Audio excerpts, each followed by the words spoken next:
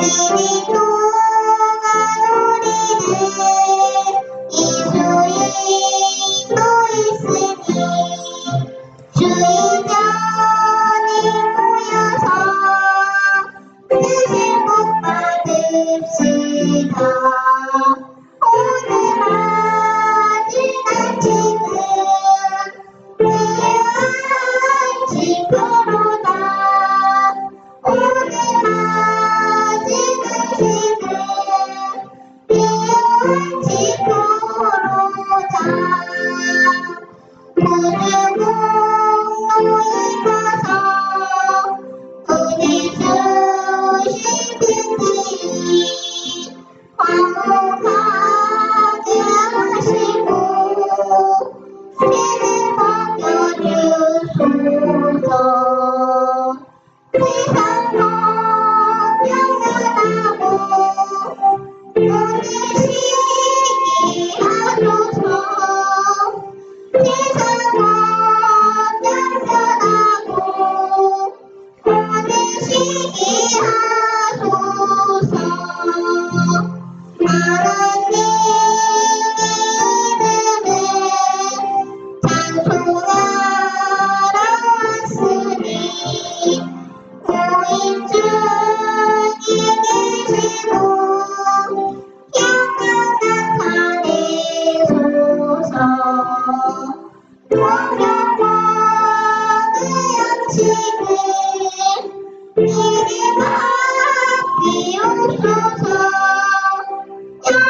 영원하게 양식을 이리 맡기옵소서.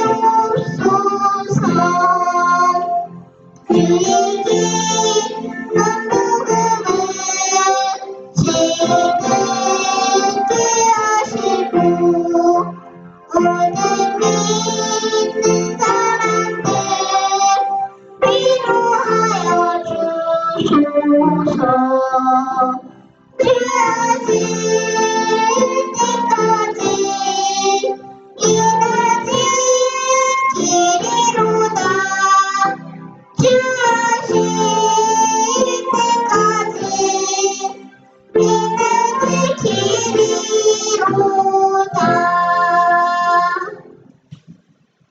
하느님 아버지, 오늘도 이렇게 좋은 안식일 주시고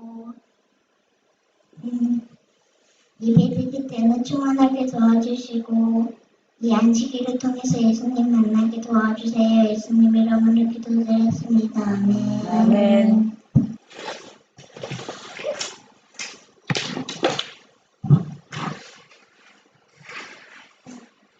읽을래, 연별이가? 그걸 읽어라.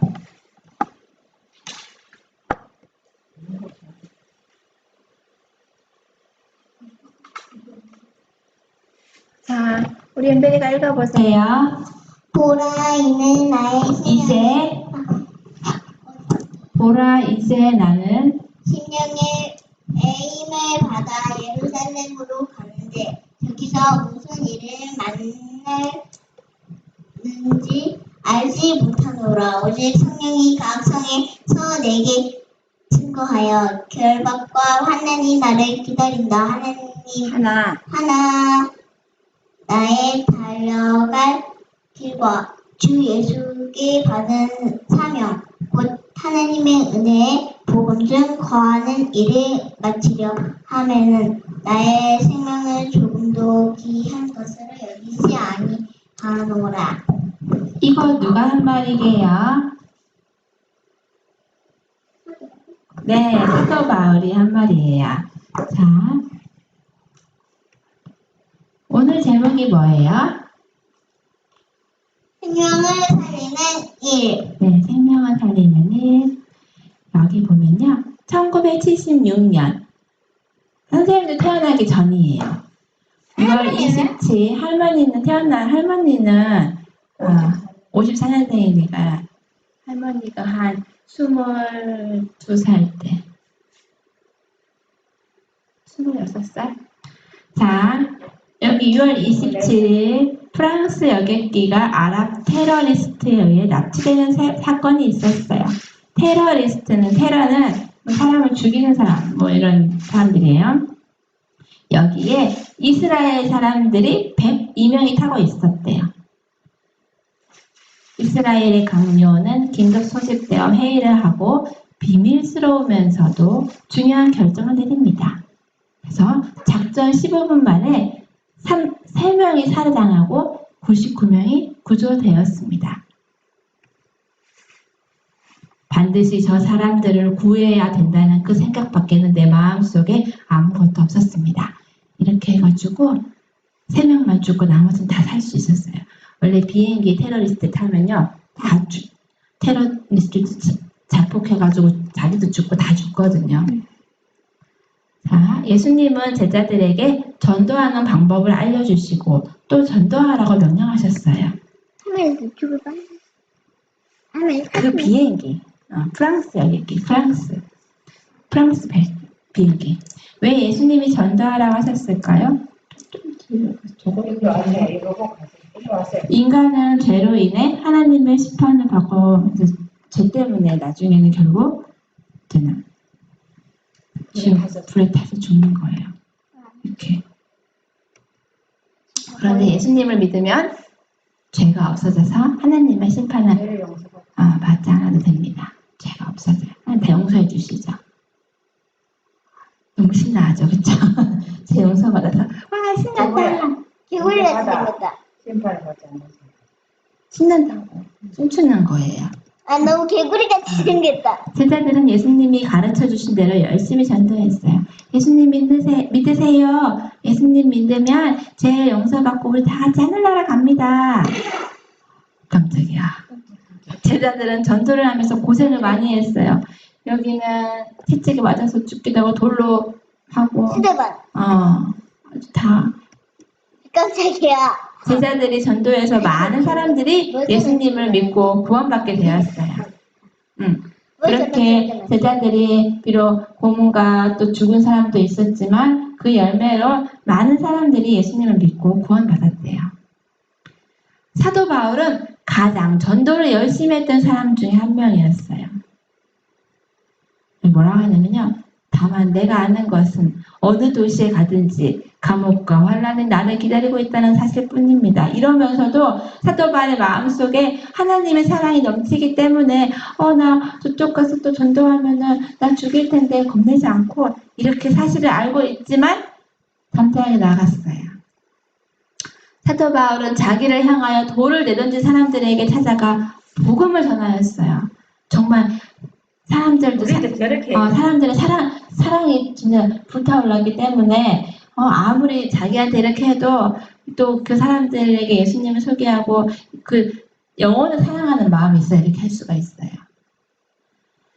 사도 바울은 전도에 목숨을 건 사람이었습니다. 그러나 나는 어떻게 먹습니까? 전도에 죽음을 두려워하지 않고. 죽여도 돌 맞아도 또 매 맞아도 또 가서 전도하고 포기하지 않았어요. 나는 내 목숨을 아깝게 생각하지 않습니다. 예수님께로부터 받은 사명, 곧 사람들에게 하나님의 은혜의 복음을 전하는 일을 다 마칠 수만 있다면 말입니다. 만일 나에게 이거는 누가 한 말인지 보세요. 만일 나에게 1000개의 생명이 있다면 모두 조선에는 대한민국이에요. 대한민국을 위해 바치겠다. 이거는 어떤 선교사가 한 말이냐면요. 여기 루비 캔드릭이라는 사람인데요. 1883년, 1908년에 죽었어요. 자, 25세의 젊은 나이로 선교사로 한국에 왔어요. 우리 한국에 처음에는요. 하나님 믿는 사람 아무도 없었거든요. 근데 외국에서 온 이런 선교사들이 하나님을 전하기 위해서 지금 이렇게 교회도 많이 생기고 하나님을 믿는 이 나라가 된 거예요. 뭐예요? 자, 알려줄게요. 이 여자 선교사가 천회 때 있잖아요. 여자예요. 있잖아요. 미국의 텍사스 주에서 태어난 사람인데요.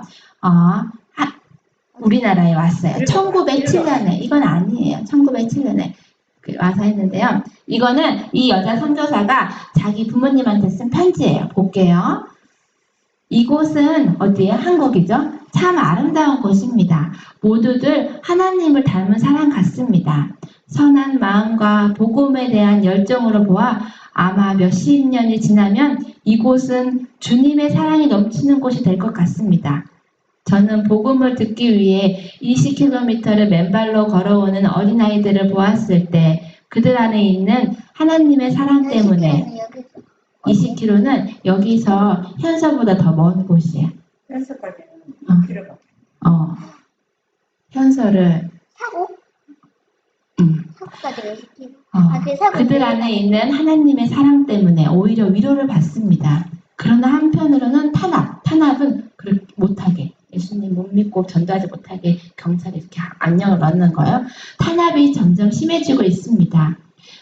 그저께는 주님을 영접한 지 일주일도 안 된 서너 명이 끌려가 순교했고 죽었다는 거야. 토마스 선교사와 제임스 선교사도 순교했습니다. 다 죽었다는 거야. 선교 본부에서는 철수하라고 지시했지만 철수는 다 그만하고 돌아오라고. 대부분의 선교사들은 그들이 전도한 조선인들과 아직도 우리나라 옛날에 조선이었어요. 해방되기 전에는. 아직도 숨어서 예배를 드리고 있습니다. 그들은 모두가 순교할 작정인가 봅니다. 오늘 밤은 유난히도 고향으로 돌아가고 싶습니다. 이 여자 선교사가 말한 거야. 외국인을 죽이고 기독교를 증오한다는 소문 때문에 부두에서 저를 끝까지 말리셨던 어머니 얼굴이 자꾸 제 눈앞에 어른거립니다. 아버지, 어머니, 어쩌면 이 편지가 마지막일 수도 있습니다. 제가 이곳에 오기 전 뒤뜰에 심었던 한 알의 씨앗으로 인해 이제 내년이면 온 동네가 꽃으로 가득하겠죠? 그리고 또 다른 씨앗을 만들어내겠죠? 저는 이곳에 작은 씨앗이 되기로 결심했습니다. 제가 씨앗이 되어 이 땅에 묻히게 되었을 때 아마 하나님의 시간이 되면 조선 땅에는 이 한국 땅에는 많은 꽃들이 피고 그들도 여러 나라에서 씨앗이 될 것입니다.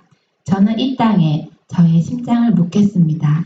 바로 이것은 조선에 대한 제 열정이 아니라 하나님께서 이 한국을 향한 열정이라는 것을 알게 되었습니다.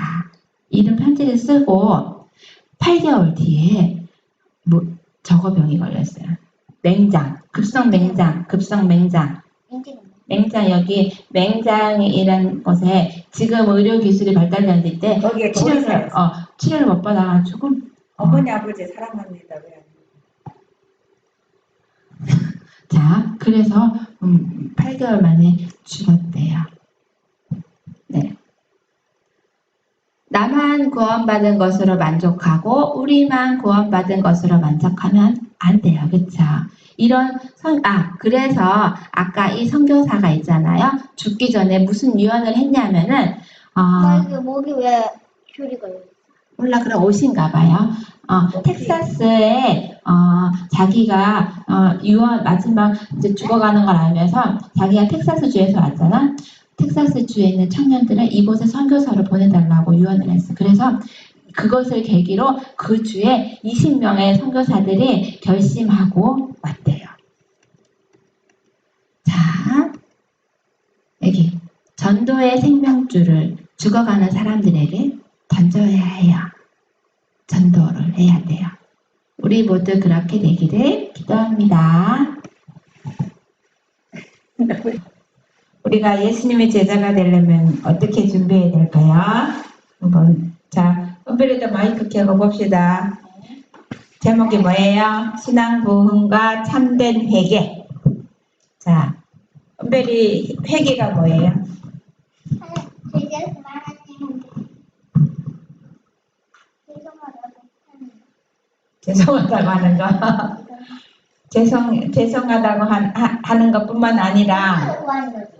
네? 용서를 구하는 거지. 하나님 제가 잘못했어요. 그리고 그 죄를 다시 지으면 돼요? 안 돼요? 안 되죠. 회개는 참된 회개는 그 죄로 다시 돌아가지 않는 것이 회개라고 했습니다. 그냥 하나님 잘못했어요. 엄마한테 잘못했놓고는 엄마 잘못했어요. 미안해요. 그러고 다음에 또 그 죄를 지으면 그게 회개일까요? 아니죠. 회개는 참된 회개는 다시 돌아가지 않는 것입니다. 자, 우리는 회개를 할 때 어떻게 회개를 해야 되는지, 누구한테 회개를 해야 되는지, 아니면 회개한다고 죄가 없어지는 방법이 그게 어떻게 되는 건지, 정말 하나님께서 과학적으로 그 죄를 회개했을 때에 그 죄의 용서의 값을 주셨는지, 이거가 참 중요하죠. 어떻게 회개하는지 한번 봅시다. 읽어보세요. 하나님의 말씀이 충실히 전해진 것은 어디에서나 그 말씀이 하나님께로부터 온 것임을 증명하는 것과 결과들이 뒤따랐다. 하나님의 영이 그분의 종들이 전하는 기별과 함께하였으므로 그 말씀에 권능이 있었다. 죄인들은 그들의 양심의 각성됨을 깨달았다. 세상에 와서 각 사람에게 비치는 천빛이 그들의 마음의 비밀을 비추고 어두운 데 감추운 것들을 드러냈다. 그들의 정신과 마음에 깊은 확신이 생겼다. 그들은 죄와 의와 장차 올 심판을 깨달았다. 그들은 여호와의 의를 깨달음과 동시에 그들의 죄와 부정 가운데서 마음을 살피시는 하나님의 앞에서는 이레의 두려움을 느꼈다. 하나님 앞에서는 두려움을 느꼈다. 천천히 읽어도 잘 읽었어요. 자, 우리가 하나님께 회개를 할 때 하나님의 영이 우리의 전하는 기별에 사람들이 하나님의 이야기를 복음을 전하는 일은 모든 사람들이 회개하고 돌아오게 하기 위해서 회개하고 하나님께로 돌아오게 하기 위해서 그렇게 복음을 전하는데 하나님의 영이 함께 할 때에 우리가 죄에 대해서 의에 대해서 심판에 대해서 다 깨달아요. 그래서 하나님의 영이 임하면은 우리가 죄를 깨닫고 죄를 깨달았을 때에 뭐를 바라보게 되느냐 하면은 갈바리를 바라보게 돼요. 죄의 값으로 돌아가신 예수님을. 그 예수님을 우리가 마음에 영접하고 그 공로를 주장하지 않으면 우리는 용서를 받을 수 없습니다. 그래서 죄인이 첫째 단계야. 내가 죄를 져서 하나님 앞에 나가 두렵구나. 그런데 두려움으로 무섭다고 도망가는 것이 아니라 우리가 하나님 앞에서 마련해 두신 예수님을 붙잡으면서 예수님 내 죄를 위해서 돌아가신 것을 정말 감사합니다. 저를 예수님께서 이렇게 사랑해 주셔서 하나님 앞으로 나갑니다. 우리가 예수님을 붙잡고 하나님 앞으로 나가서 영원한 영생을 얻는 것이 하나님께서 우리를 사랑하는 방법입니다.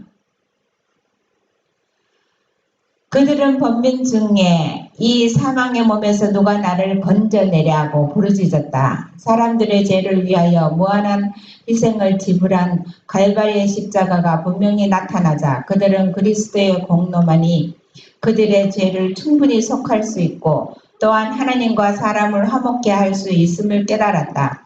그들은 믿음과 겸손으로 세상 죄를 지고 가는 하나님의 어린 양을 받아들였다.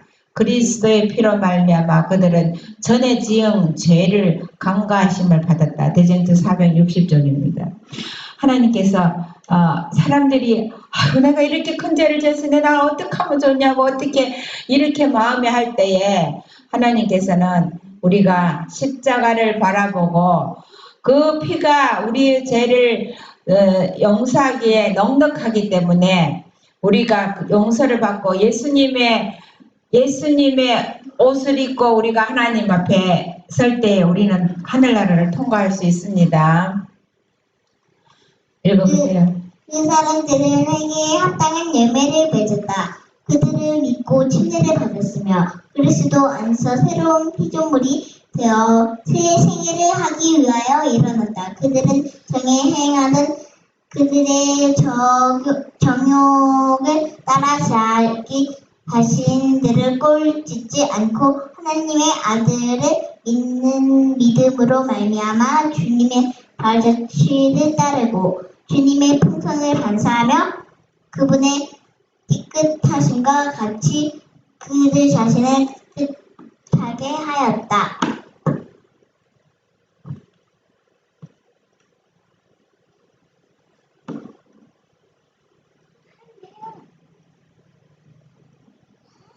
그리하여 전에 미워하던 것을 이제는 사랑하고 전에 사랑하던 것을 이제는 미워하게 되었다. 교만하고 자기 주장만 하던 사람들의 마음이 온유하고 겸손하게 되었다. 허영적이고 교만한 사람들이 착실하고 조심성 있게 되었다. 불경한 자가 경건해지고 술주정뱅이가 술을 끊고 방탕하던 자가 순결해졌다. 세상의 허영을 버려졌다. 그리스도인들은 너희 단장은 머리를 꾸미고 금을 차고 아름다운 옷을 입는 외모로 하지 말고 오직 마음에 숨은 사람을 온유하고 안정한 심령에 섞지 아니할 것으로 하라. 이는 하나님의 값진 것이니라. 하나님의 앞에 값진 것이니라고 하는 권면을 따르고자 노력했다. 우리가 회개한 결과가 우리 행동이 바뀌지는 거예요. 예수님 앞에 잘못했습니다만 말하고 사랑하는 마음도 없고 미워하고 자기 주장대로 마음대로 하던 것 모든 것을 우리가 버리지 않으면 우리가 회개한 것이 아니고 예수님이 우리 마음에 있는 것도 아닙니다. 신앙 부흥은 마음을 깊이 살피는 일과 겸비한 정신을 주었다. 그 부흥들은 죄인에 대한 엄숙하고 열렬한 호소로 또한 그리스도의 피로 산 영혼들에 대한 애절한 동정으로 특징 지어졌다. 남자들은 기도하고 영혼의 구원을 위하여 하나님과 씨름하였다. 그와 같은 신앙 부흥의 결과로 극기와 희생을 두려워하지 않고 도리어 그리스도를 위하여 비난과 시련받는 것을 합당히 여기고 즐거워하는 사람들이 나타났다. 사람들은 예수님의 이름을 부르는 사람들의 생에 나타난 변화를 바라보았다. 지역사회는 그들의 감화로 유익을 얻었다. 그들은 그리스도와 함께 모이고 성령으로 씨를 뿌리고 영생을 거두었다. 우리가 회개한 사람들은 예수님을 만나고 그 기쁨을 얻은 사람은 다른 사람한테 전도를 하게 돼 있어요. 정말 내가 구원을 받고 내가 기뻐서 예수님 때문에 어쩔 줄 모르는 감마가 감동이 밀려 나올 때 내 입에서는 그 말이 나가게 되는 거죠. 우리가 정말 구원받은 예수님 때문에 구원받은 그런 확실히 찰 때에 그 말을 가장 가까이 있는 사람 또 어떤 사람에게든지 말을 하게 되는 겁니다. 그렇게 하는 것이 예수님이 이 땅에 바라시는 거고 모든 사람이 예수님 이름으로 그렇게 영생의 기쁨을 이 땅에서도 먼저 누리게 되는 겁니다. 그들은 근심함으로 회개한 자들이라 할 수 있다. 하나님의 뜻대로 하는 근심은 후회할 것이 없는 구원에 이르게 하는 회개를 이루는 것이요 세상 근심은 사랑을 이루는 것이니라. 보라, 하나님의 뜻대로 하게 하니 근심이 너희로 얼마나 간절하게 하며 얼마나 변명하게 하며 얼마나 분하게 하며 얼마나 두렵게 하며 얼마나 선하게 하며 얼마나 열심 있게 하며 얼마나 벌하게 하였는가. 너희가 저 일에 대하여 일절 너의 자신의 깨끗함을 나타내었느니라.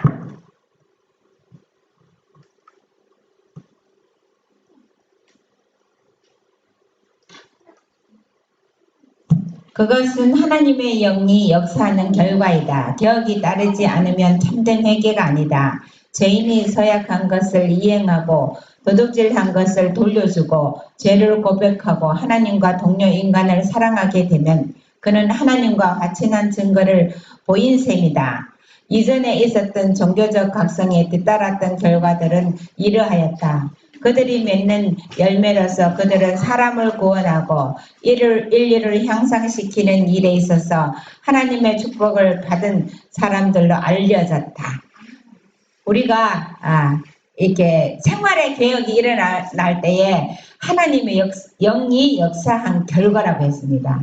우리가 하나님의 영이 우리 가운데서 임해서 예수님께서 하신 사역을 깨닫게 해주시고 그 죄를 회개하는 마음도 일으켜 주시고 모든 것을 한다는 한다는 것을 우리가 생각하면은 하나님의 영 아닌 다른 존재가 어떻게 우리에게 역사하는 것이 아니라는 것을 알 수 있습니다. 우리 다 같이 읽겠습니다. 시작.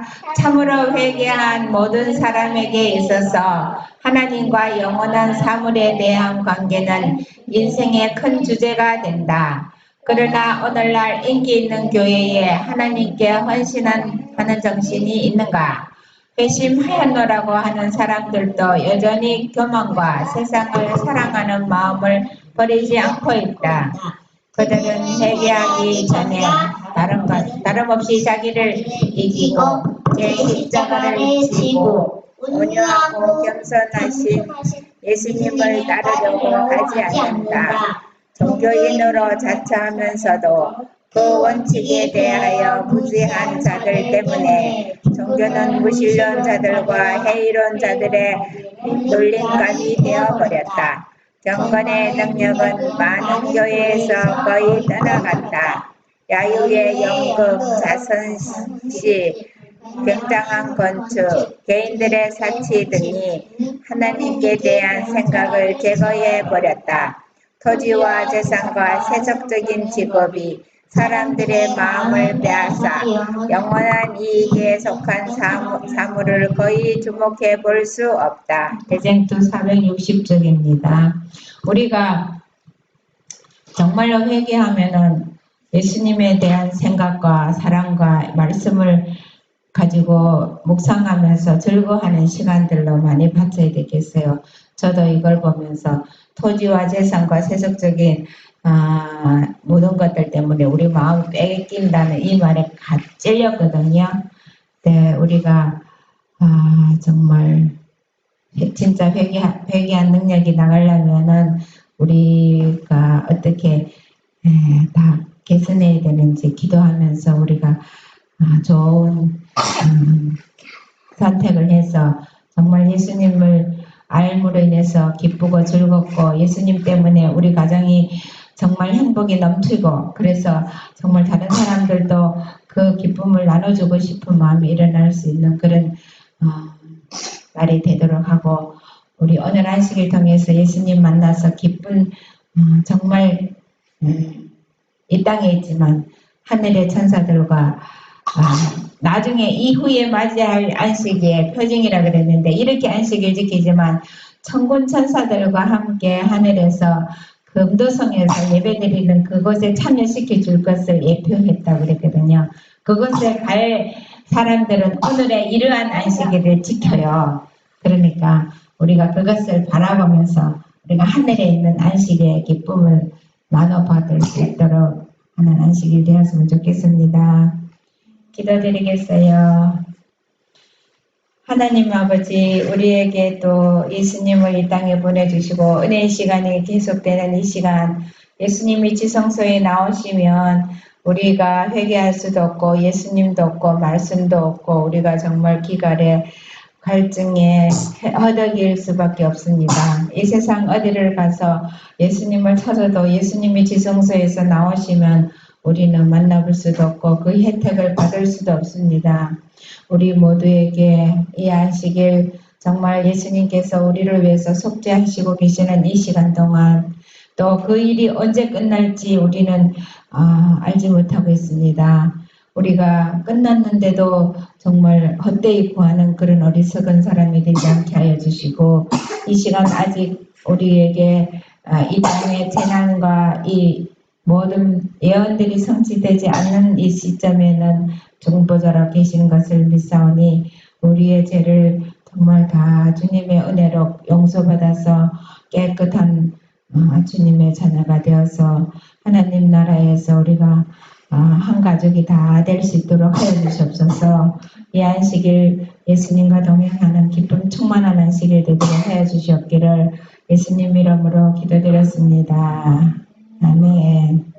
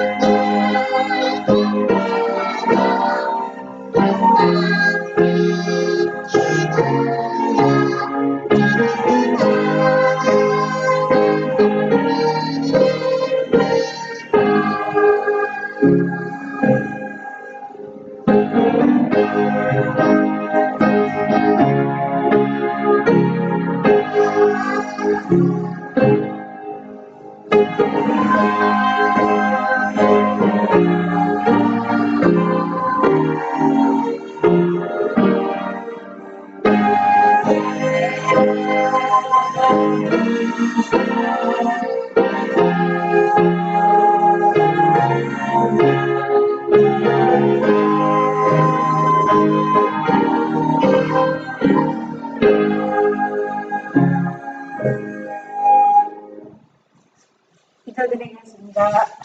하늘에 계신 우리 아버지, 이 안식일, 이 거룩한 예배가 주님 앞에 상달될 수 있도록 주의 영이 가득 채워지는 이곳이 되도록 축복하여 주시옵소서.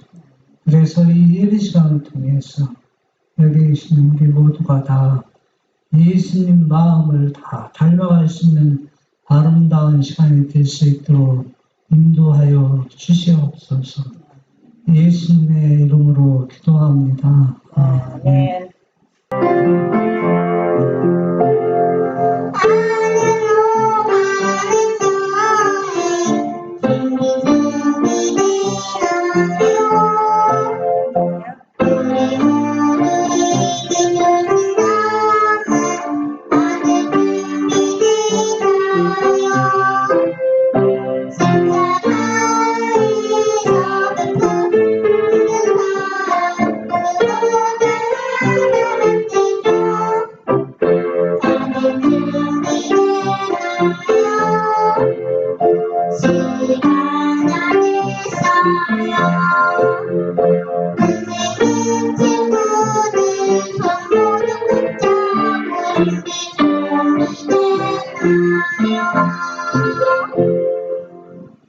네, 오늘은 이 성화에 이르는 길.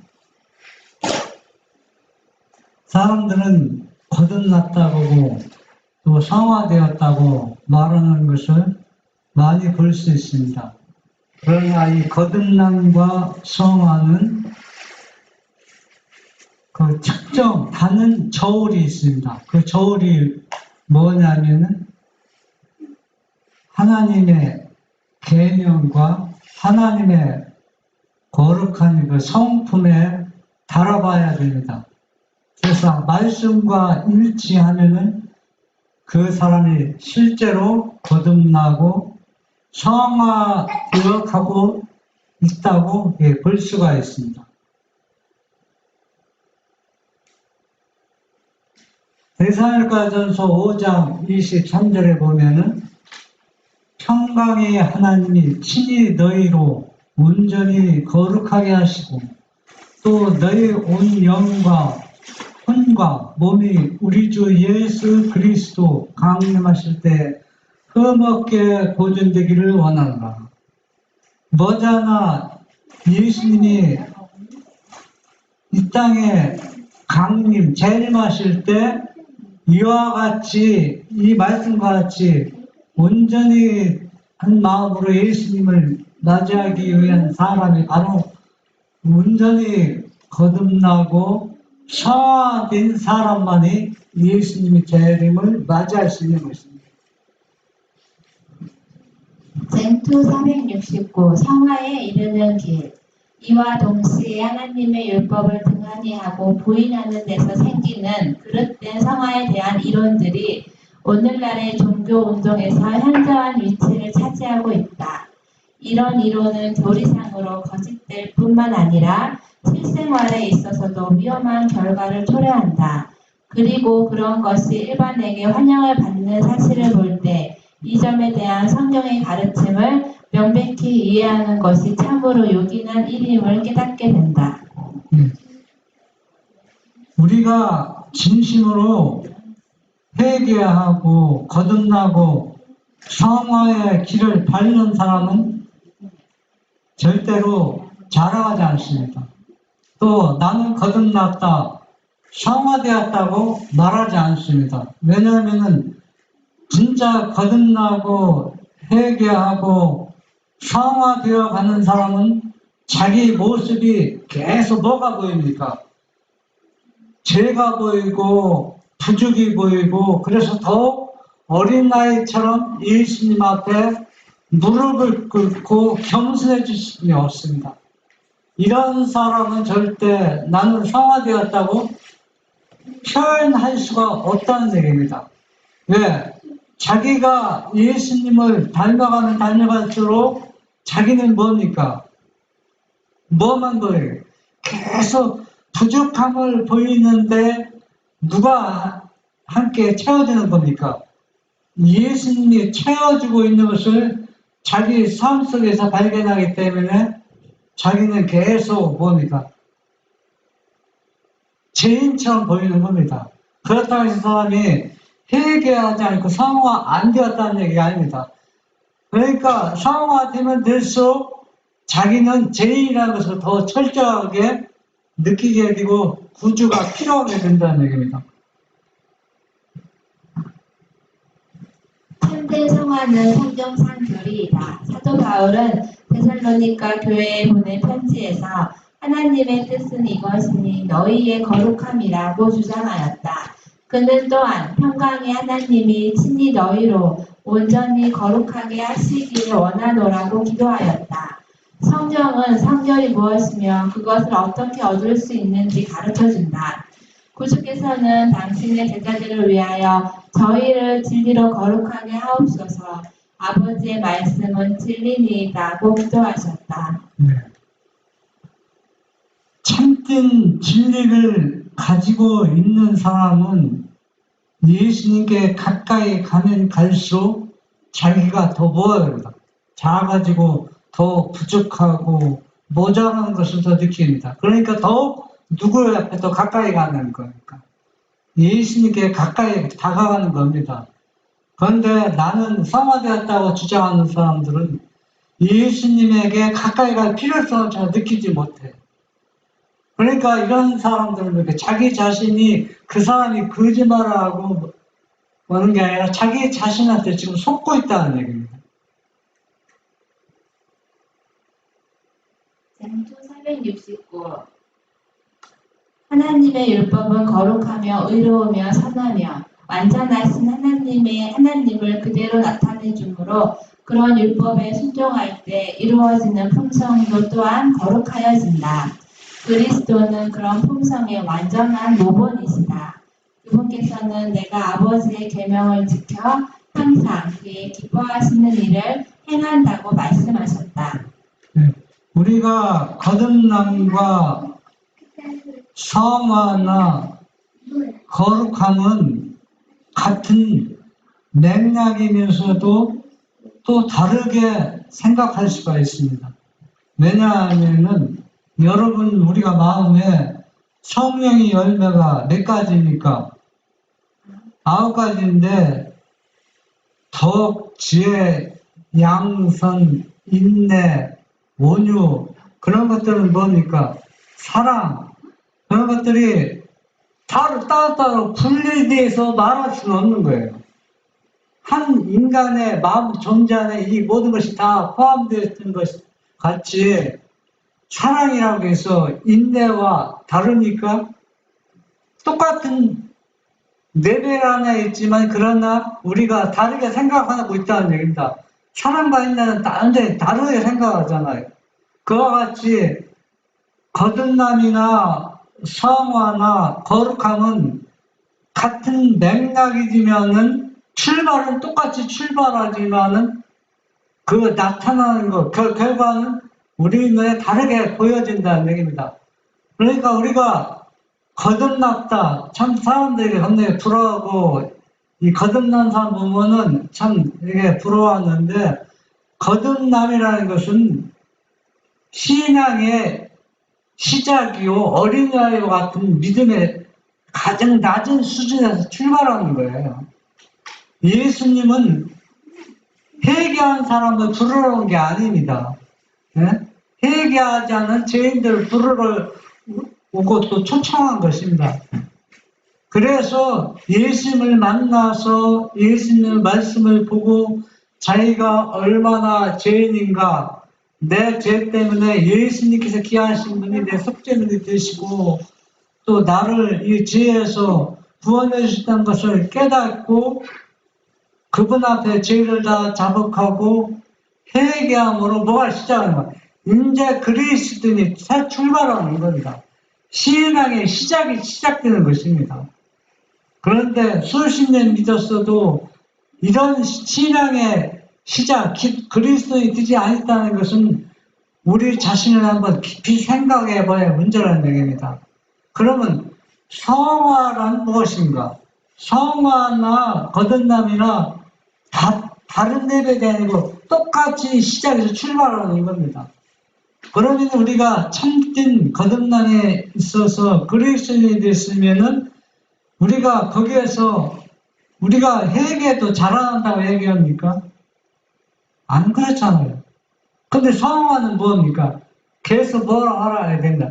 자라가야 된다는 얘기입니다. 그러면 성화에서 자라가는 것은 죄에 있는 상태에서 자라가는 것이 아니라 거듭남에서 온전하게 더 자라는 높은 수준에 올라가는 겁니다. 그러면은 죄를 짓습니까? 죄를 짓지 않는다는 얘기입니다. 여러분, 거룩한 사람에게 거룩하게 더 수준 높이 올라가라는 얘기 안 했잖아요. 그렇죠. 성화는 계속 평생에 뭐라고 했습니다. 성화의 과정을 밟아야 된다고 했어요. 평생. 그러니까 이 거듭나고 거룩해졌다고 해서 그대로 제 수준에 머무르면은 그것은 진짜 거듭나고 거룩한 게 아니라는 얘기입니다. 그래서 온전히 거룩하고 온전히 거듭난 사람은 자라나야 돼. 자라나는 과정이 바로 성화의 과정이라고 표현하고 있습니다. 젠투 469 그리스도를 따르는 사람들은 그분과 같이 되어야 한다. 그들은 하나님의 은혜를 힘입어 그분의 거룩한 율법의 원칙과 일치한 품성을 이루어야 한다. 이것이 성경이 가르치는 성화이다. 이 일은 오직 그리스도를 믿는 믿음을 통하여 하나님의 영에 내재하시는 능력으로 말미암아서만 성취될 수 있다. 네, 오늘날 신학에서는 유감스럽게도 예수님과 같은 마음을 가질 수 있다고 말하고 있지 않습니다. 그것은 불가능한 일이라는 얘기입니다. 그래서 성화는 순간적으로 이루어진다고 사람들 이렇게 얘기하고 있습니다. 그러나 그것은 성경의 교리가 아닙니다. 하나님의 말씀과 일치되지 않습니다. 성화는 어느 순간에 되는 것이 아니라 평생의 사업입니다. 왜 평생의 사업이냐 하면은 왜 우리가 예수님 마음과 같아야 되느냐? 우리가 예수님 마음과 같이 되는 것은 내 마음, 내 의로는 불가능합니다. 이 성화는 의는 내 것은 하나도 포함되지 않고 전적으로 누구 것입니까? 예수님이 것이기 때문에 남의 것을 내 것으로 만드는 과정이 평생의 일이라는 얘기입니다. 남의 것을 내 것으로 만드는 과정이 쉽지 않다는 얘기입니다. 그건 예수님이 해주셔야지. 그러니까 여러분, 뭐는 내가 하는 겁니까? 다 예수님이 해주는 것이지. 다 내 것은 아무것도 없어요. 내 것이 조금 포함되어 있다면 그거는 예수님 의가 아니죠. 그래서 이 성화도 죄 있는 상태에서 성화되는 것이 아니라 죄 없는 상태에서 성화의 과정을 걸어간다는 얘기입니다. 젠투 469 사도 바울은 신자들에게 두렵고 떨림으로 너희 구원을 이루라. 너희 안에서 행하시는 이는 하나님이시니 자기의 기쁘신 뜻을 위하여 너희로 소원을 두고 행하게 하시나니 라고 권고하였다. 그리스도인은 죄의 유혹을 받을 것이다. 그러나 그는 언제나 그것을 대항하여 싸울 것이다. 그러므로 그리스도의 도움이 필요하다. 사람의 연약함이 하나님의 능력과 연합될 때 믿음으로 우리 주 예수 그리스도로 말미암아 우리에게 이김을 주시는 하나님께 감사하노라고 부르짖게 된다. 예수님께서는 이 땅에 온전한 사람, 인성으로 오셔서 사단과 싸워서 이기는 방법을 우리에게 제시해 주었습니다. 그것은 바로 뭐냐? 인성과 신성이 연합하는 방법을 알려준 겁니다. 오늘날 우리도 예수님도 인성으로만 사단과 싸워서 이긴 것이 아니라 신성과 연합해서 사단과 싸워서 이겼기 때문에 우리도 예수님의 그 신성의 능력, 나의 인간 인성과 연합해서 싸울 때 예수님이 이긴 것처럼 우리도 이길 수 있다는 말씀을 해주고 있는 것입니다. 젠투 469. 성경은 성화의 가업이 점진적으로 이루어짐을 분명히 알려준다. 죄인이 회개하여 속죄의 피로 말미암아 하나님과 화목해질 때부터 그리스도의 생애가 시작된다. 이때부터 그는 완전한 데 나아가서 그리스도의 장성한 분량이 충만한 데까지 자라나야 한다. 사도 바울은 오직 한 일, 즉 뒤에 있는 것은 잊어버리고 앞에 있는 것을 잡으려고 표대를 향하여 그리스도 예수 안에서 하나님이 위에서 부르신 부름의 상을 위하여 쫓아가노라고 말하였다. 네. 여기 보면 죄인이 속죄의 피로 말미암아 하나님과 화목할 때, 회개할 때 그리스도의 생애가 시작된다. 그러니까 성화가 시작된다는 얘기입니다. 이 성화는 어느 순간적으로 이루어지는 것이라 점진적으로 이루어지는 것을 성경은 우리에게 지금 말해주고 있습니다. 그래서 우리가 성화의 과정에서 실패하는 것은 계속 왜 실패하느냐 하면은 거듭났다고 죄를 회개했다고 자복하고 용서받았지만 또 죄를 계속해서 반복시키기 때문에 성화에서 우리가 계속 넘어지는 것입니다. 넘어지기 때문에 성화되는 과정이 어떻게 점진적으로 이루어지지 않고 있기 때문에 우리가 계속 사단과 싸워서 넘어지는 것입니다. 젠투 469. 그리고 베드로도 성경이 제시하고 있는 성화를 얻는 계단을 우리에게 분명히 제시하고 있다. 그는 너희가 더욱 힘써 너희 믿음의 덕을, 덕의 지식을, 지식의 절제를, 절제의 인내를, 인내의 경건을, 경건의 형제 우애를, 형제 우애의 사랑을 공급하라.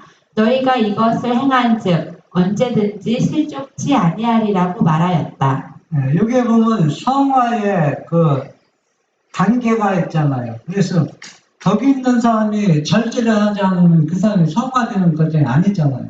그 덕에 도달해 있으면 절제, 또 절제에 있으면 그게 또 인내, 또 경건, 형제 우애. 그래서 이 성화된 사람의 열매는 바로 사랑입니다. 결국은 사랑이 완성이 되는데 이런 점진적으로 이루어지는 이 성화의 계단을 무시하고 순간적으로 성화되었다고 이야기하는 것은 아주 위험한 일입니다. 젠투 469. 성화의 의미. 성경상 성화를 체험한 사람은 겸손한 정신을 나타낼 것이다. 성결의 두려운 위험을 목격한 사람들은 모세처럼 무한하신 하나님의 순결하심과 완전하심에 비하여 그들 자신의 무가치함을 깨닫게 된다.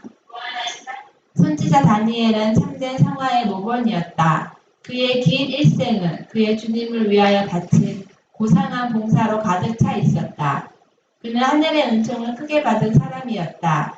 그러나 이 존경받는 선지자는 자신의 순결과 성결을 주장하는 대신에 자신을 죄 많은 이스라엘의 한 사람으로 간주하고 자기 백성을 위하여 하나님께 탄원하였다. 네, 여기 보면 진짜 성화된 한 사람을 모범으로 제시했는데 그게 누굽니까?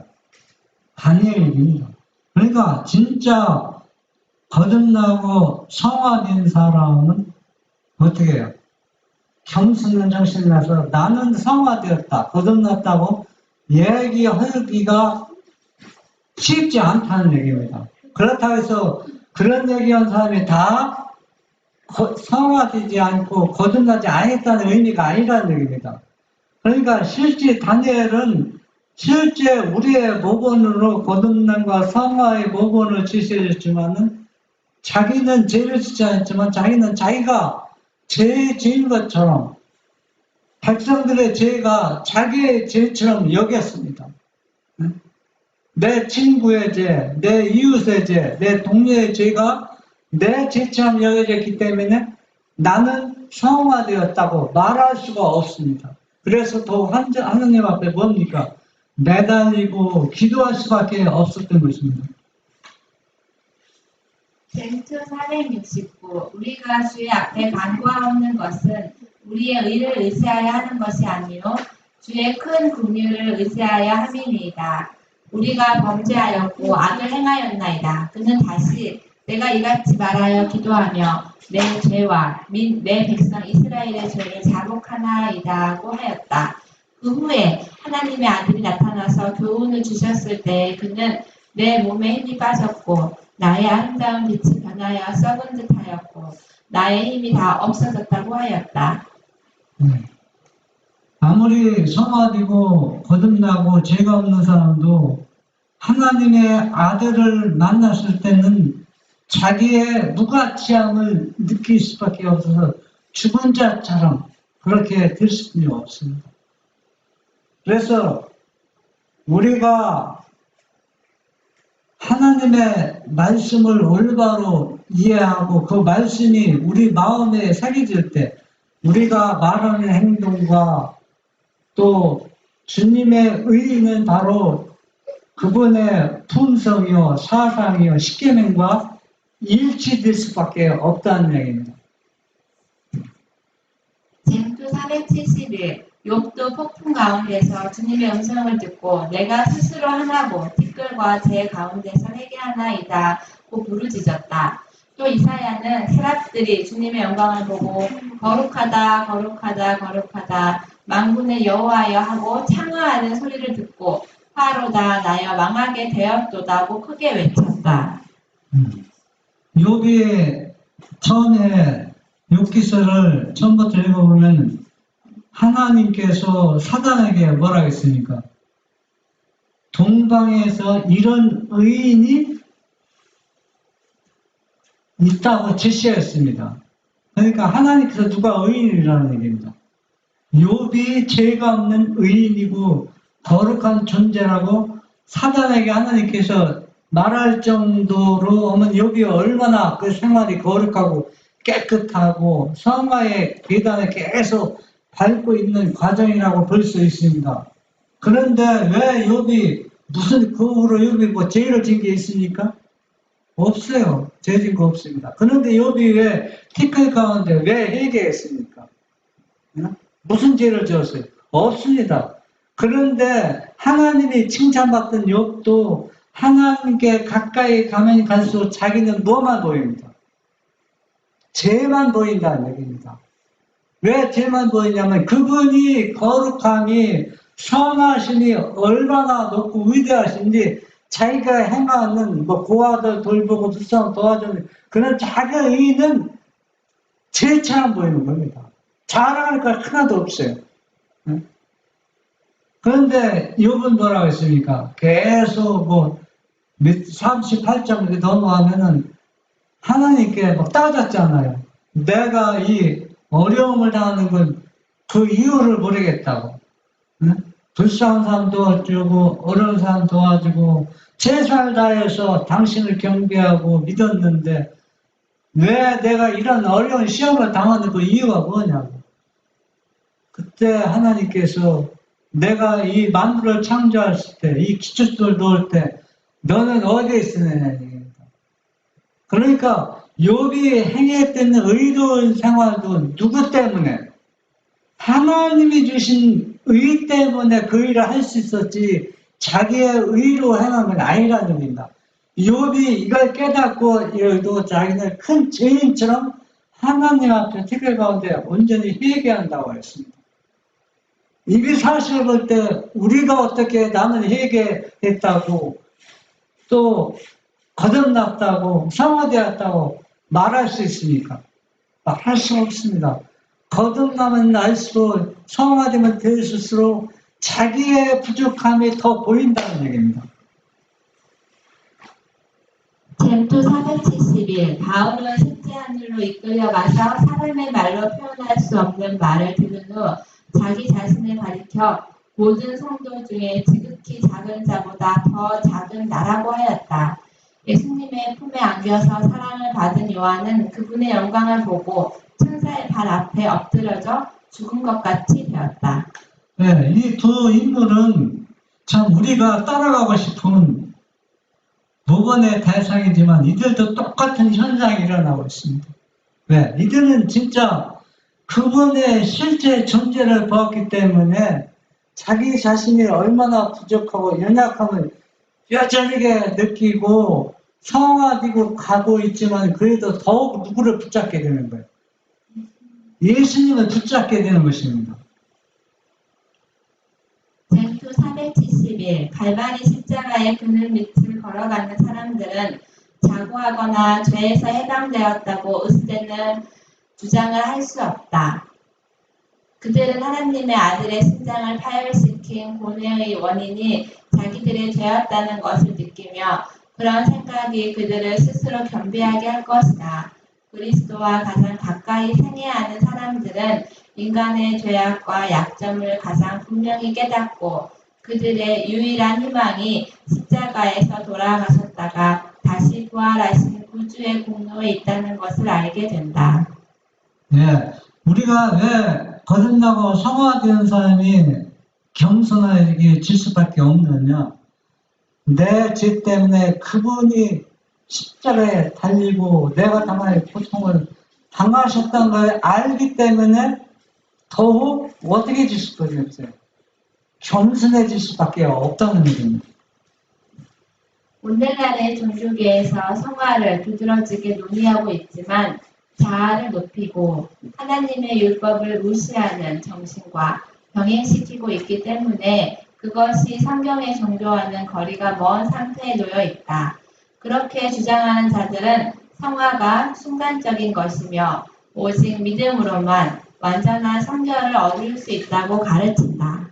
네, 여기에서는 사람들이 믿음도 오해하고 성화도 오해하고 있습니다. 그래서 모든 것은 말씀이 우리의 바라보는 저울입니다. 그 심판대라는 얘기입니다. 그래서 이 성화는 절대로 순간적이라는 것을 그게 우리가 속아서는 안 된다는 얘기입니다. 또 믿음으로 모든 것이 이루어진다. 그 단어 자체가 우리가 부정하는 것은 아닙니다. 모든 것은 다 믿음으로 이루어지죠. 그러나 그 믿음도 믿음 안에는 뭐가 포함이 돼야 돼요. 하나님의 계명이 일치가 돼야 돼요. 그 계명과 일치가 안 되는 믿음은 그것은 위선이요 또 거짓말이라는 얘기입니다. 왜 거짓말이야? 그것은 율법을 완전히 무시하는 것이죠. 율법을 무시하고 율법을 일치 안 되는데 예수님이 십자가의 속죄물이 될 필요가 없죠. 율법을 완전하게 하기 위해서 예수님이 우리의 속죄물이 되셨는데 율법과 우리의 생활가 일치가 돼야 뭡니까? 예수님의 속죄물을 우리의 죄가 용서받고 또 우리가 그분의 의를 나누어 받는 것을 믿음으로 받아들이는데 모든 것을 믿기만 하면 된다는 것은 모든 것이 성경과 상반된 관계를 맺고 있기 때문에 다르기 때문에 이것은 잘못된 것이라는 얘기입니다. 잼토 472 아무런 투쟁도 극기도 세속적인 어리석음도 버리는 일을 요구하지 않는 안이한 종교를 믿고자 하는 욕망이 필경 믿음으로만 이루어진 교리 곧 통속적인 믿음의 교리를 만들었다. 그런 하나님의 말씀은 어떻게 말하고 있는가? 얼마나 말씀대로 순종하고 믿음으로 살려고 애쓰는 많은 사람들이 이 교리를 잘못 이해하고 왜곡시켜서 이제는 우리가 구원받은 하나님의 자녀가 됐기 때문에 심판이 없다. 그렇게 말하고 또 거기에 동조하는 많은 사람들이 있는데 이러한 것들은 다 뭡니까? 하나님의 말씀을 오해하고 있는 것입니다. 쟁투 472 사도 야고보는 다음과 같이 말한다. 내 형제들아 만일 사람이 믿음이 있노라 하고 행함이 없으면 무슨 이익이 있으리요. 그 믿음이 능히 자기를 구원하겠느냐. 이와 같이 행함이 없는 믿음은 그 자체가 죽은 것이라. 우리 조상 아브라함이 그 아들 이삭을 제단에 드릴 때 행함으로 의롭다 하심을 받은 것이 아니냐. 내가 보거니와 믿음이 그의 행함과 함께 일하고 행함으로 믿음이 온전케 되었느니라. 이로 보건대 사람이 행함으로 의롭다 하심을 받고 믿음으로만 아니니라. 네, 여기에서는 믿음을 중요하지 않게 생각하거나 믿음을 버리고 행함만 주장하는 것이 아닙니다. 믿음과 행함은 같은 맥락에서 똑같이 돼요. 한쪽으로 치우치지 않고 똑같은 길을 가고 있는 것입니다. 예를 들어서 믿음이 있다 하고 행실은 율법과 일치되지 않은 건 진짜 믿음이 아니죠.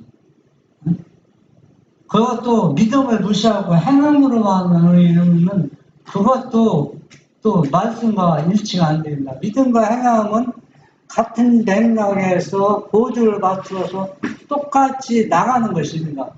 우리가 누군가 사랑한다 하고 엄마가 자기 자녀들에게 사랑한다 하고서 밥도 안 해주고 맛있는 것도 안 해주고 그건 사랑이 아니죠. 진짜 사랑하면 어때요? 말과 행함이 어때요? 생활이 일치가 돼. 그게 사랑하는 게 증거잖아요. 행함도 바로 그거 똑같다는 얘기입니다. 쟁투 472 거룩한 산 제물 하나님의 말씀의 증언은 이와 같이 사람을 유혹에 빠뜨리는 행함이 없는 믿음의 교리를 반대한다. 은혜를 받는 데 필요한 조건을 이행하지 않으면서 하나님의 은총을 받겠다고 주장하는 것은 믿음이 아니라 참담된 억측이다. 왜냐하면 참된 믿음은 성경의 약속과 법도의 근거를 두고 있기 때문이다. 네, 우리가 행함과 믿음과 행함이 일치되려면은 희생이 있다고 합니다. 네, 어떤 희생, 자기가 버릴 것 아무것도 버리지 않고서 한다면은 그것은 자기 자신이 속이고 거짓말쟁이가 됩니다. 예수님도 자기 자신을 버린 것 같이 우리가 그분의 의를 받기 위해서는 우리가 세속적이고 세상적인 것, 욕망, 이러한 세속적인 것들은 우리가 희생을 해야 됩니다.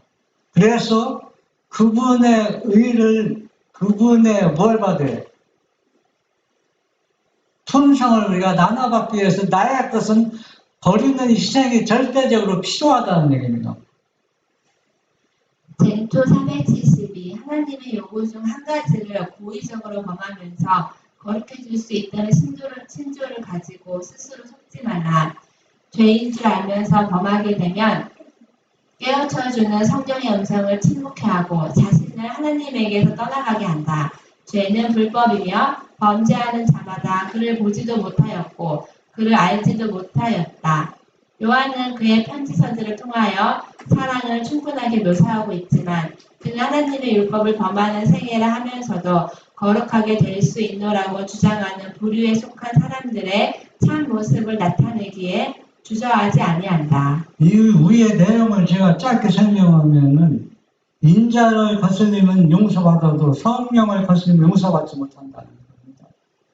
그 성령을 거슬리는 거 용서받지 못한다는 얘기는 고의적으로 계속 죄를 범하는 것은 예수님이 용서해 줄 수 없다는 얘기가 아니라 자기 자신이 용서받기를 완전히 포기한 상태를 의미하고 있습니다.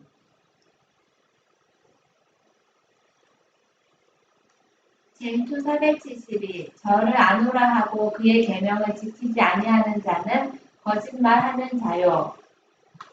진리가 그 속에 있지 아니하되 누구든지 그의 말씀을 지키는 자는 하나님의 사랑이 참으로 그 속에서 온전케 되었느니라.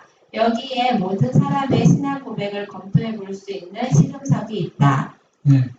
계명을 온전히 존중하고 그것을 마음에 새겨 있는 사람은 성령의 9가지 열매가 맺혀 있는 사람들입니다. 그런 사람들은 생애가 말이 모든 것이 달리고 다른 사람에게 큰 가마를 끼칠 수밖에 없습니다.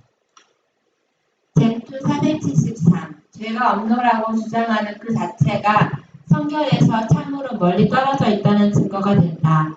사람이 하나님의 무한하신 순결과 성결에 대한 진정한 개념을 이해하지 못하고 그들이 반드시 하나님의 품성과 일치되는 사람들이 되어야 한다는 것을 알지 못할 때, 또한 예수님의 순결과 고상한 모습, 그리고 사악하고 지독한 죄의 성질에 대하여 진정한 개념을 깨닫지 못할 때 사람들은 자기 자신을 성결하다고 생각할 수 있다. 사람이 자기와 그리스도와의 거리를 멀리하면 할수록 하나님의 품성과 그분의 요구에 대한 개념이 부족하면 부족할수록 자신이 자기 자신의 눈에 의롭게 보인다.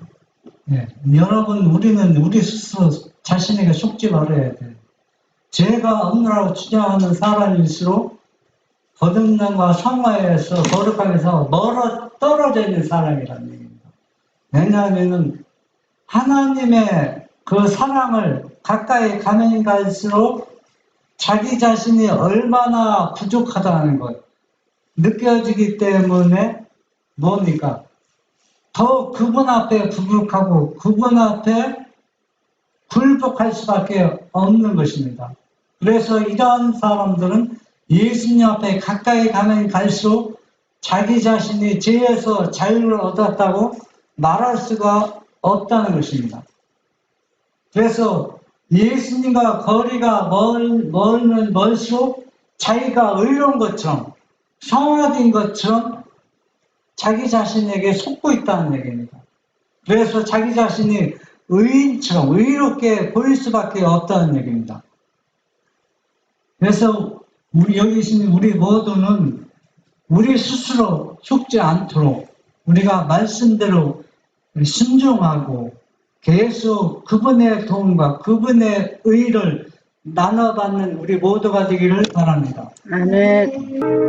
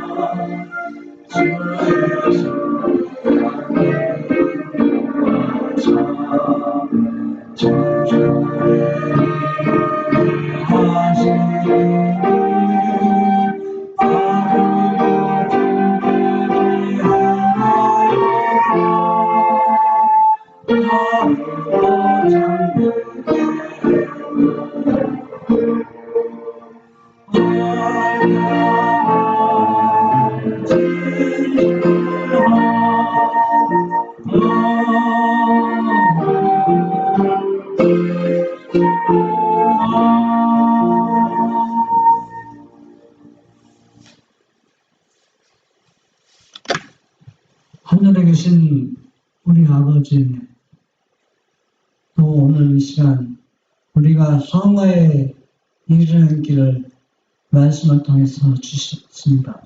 오늘 주신 말씀대로 온전히 신중해서 다니엘처럼 내 이웃의 죄, 내 동료의 죄, 이 세상 사람이 모든 죄가 내 죄처럼 여겨주셔서 그들을 위해서 다니엘처럼 중보하는 진실한 우리 모두가 되도록 인도하여 주시옵소서. 예수님의 이름으로 기도합니다. 네.